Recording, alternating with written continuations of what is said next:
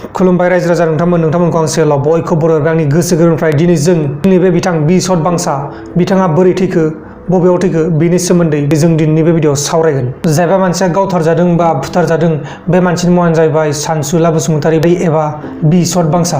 बिफानि मुङानो जाहैबाय बलिराम बसुमतारी, गामिया जाहैबाय खुंग्रिं गोजोनपुरी, चिरां डिस्ट्रिक्ट। लोगोसे बेनि बैसोआ जाहैबाय 19 बोसोर। दा बे बिथां सानसुला बसुमतारी एबा बि सतबांसाया जोंनि बे बुहुमाव गैलिया। खौराङाव फोरमायहरनाय बायदिब्ला लावपानी होननाय मोनसे जायगायाव बे जाहैबाय बि सतबांसा बिसोर आर्मिजों लोगो मोनलायदोंमोन जाहैबाय। थिग बेबायदिनो लोगो मोनलायखांनानै जायबा सानसुला बसुमतारी बिसोर खारदों जाहैबाय, बेवहायनो होसोनानै मोनदों। आरो जायबा होसोजाग्रा बे बेन्दोंआव नांथानानै थानायाव सिखा खुख्रिजों दानजादों आरो बे जायगायावनो गावथारदों होननानै खौराङाव फोरमायहरदों। आरोबाव खनसे फोरमायनानै होबावनि लावपानी होननाय जायगायाव जायबा बि सतबांसा बिसोरखौ लोगो मोन्दोंमोन जाहैबाय आर्मिफोरा।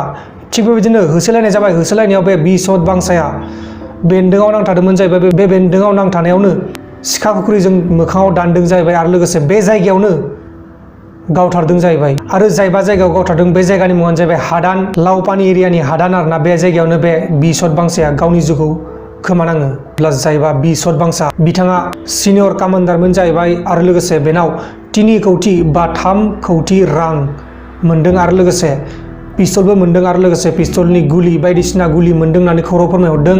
सेंग्रा बैसोनिमोन आरो लोगोसे बे हाबाबो जायाखैमोन। गावनि हारिनि थाखाय गावनि हादरनि मानसि गावनि हादरनि आर्मिफोरजों बिथां बि सतबांसाया जिउ गोमानांबाय। नोंथांमोना मोजाङै नायनानै ला, नैबे नुबाय थानायानो जाहैबाय बि सतबांसा जायबा बे जोंनि बुहुमाव गैलिया।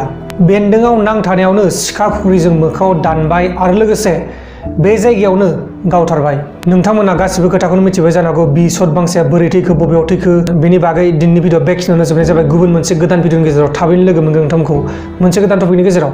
आरो लोगोफोर बे भिडिअखौ हागौमानि शेयार खालाम जाहाथे जोंनि बर' रायजो राजाफ्रा बिथां बि सतबांसा थैनायखौ मिथियो।